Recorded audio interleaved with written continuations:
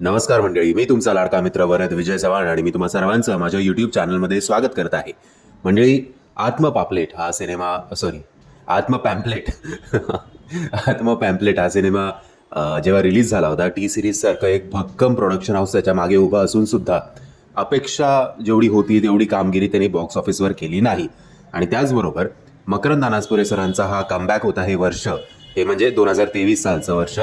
पण 2023 साली जेवढे त्यांचे सिनेमे आले, आय थिंक एक नाना पाटेकर साहेबांबरोबर होता, एक होता छापा काटा आणि एक होता नवरदेव BSc ॲग्री.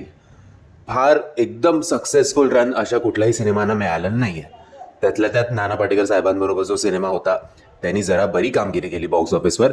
पण बाकी छापा काटा तर खूपच पडला आणि नवरदेव BSc ॲग्री महाराष्ट्रातल्या काही ठराविक पट्ट्यांमध्ये सोडला तर एवढा काही फार चालला नाही. अनफॉर्च्युनेटली चांगला सिनेमा असून सुद्धा. असो, आता आत्मपॅम्पलेट आणि छापा काटा हे दोनही सिनेमे आता OTT प्लॅटफॉर्मवर आलेले आहेत. कुठल्या OTT प्लॅटफॉर्मवर तर बरोबर ओळखलं तुम्ही, एकमेव वाली आहे सध्या मराठी सिनेमांसाठी आणि ते OTT प्लॅटफॉर्म म्हणजे ॲमेझॉन प्राईम. आता हे सिनेमे काल मी असंच ॲमेझॉन प्राईम चेक करत होतो मराठीमध्ये काय बघायला कुठले नवीन सिनेमे, तेव्हा मला कळलं हे नक्की कधी आले आहेत का आठवडाभर झाला या सिनेमांना येऊन. आणि तेवढी सुद्धा आपल्या प्रोडक्शन हाऊसनी बोंबाबोंब केली नाही की बाबा OTTवर तरी बघा हा सिनेमा, थिएटरमध्ये तुम्ही बघितला नाहीत तर. असो, आपलं काम आहे मराठी सिनेमांना सपोर्ट करणं.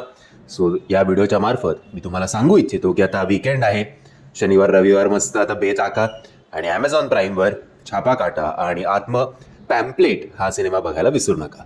धन्यवाद.